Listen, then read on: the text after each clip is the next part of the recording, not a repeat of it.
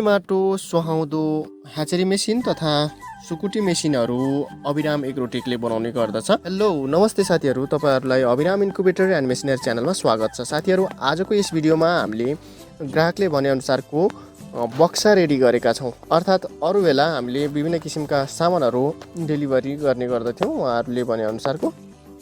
आजको यस भिडियोमा हामीले एउटा बक्सा देखाइरहेका छौं जुन 180 क्यापासिटीको बन्न जान्छ। 3 तलाको छ, जसमध्ये 2टा ट्रे हालिएको छ।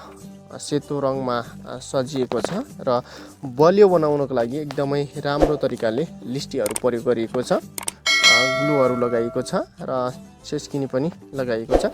यसरी उहाँले 2टा मात्रै ट्रे हाललाई अर्डर गर्नुभएको छ। पछि उहाँले सायद ह्याचर वा त रोलर ट्रे यस्तै खालको थप्नुहुनेछ भनेर मलाई विश्वास छ। 360 डिग्री रोल गर्ने यसमा ट्रे राखिएको छ 2टा र अर्को एउटा खाली ठाउँ छोडिएको छ राख्नको लागि। इन्सुलेसनको लागि थर्मोकोल प्रयोग गरेको छ, हाई डेन्सिटीको थर्मोकोल, र उहाँले भनेअनुसार 2टा फ्यान राखिएको छ।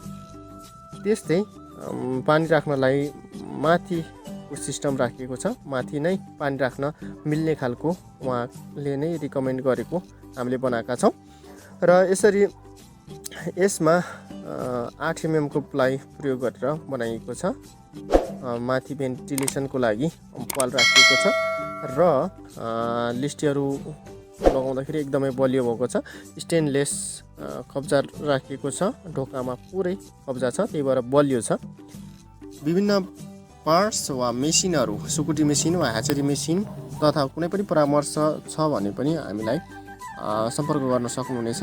र यदि तपाईसँग भएको मेसिन मर्मत गर्नु परेमा पनि हामीलाई सम्झाउन सक्नुहुनेछ। आजको भिडियोमा यति नै प्रस्तुत गर्छु। तपाईहरुलाई धेरै धेरै धन्यवाद।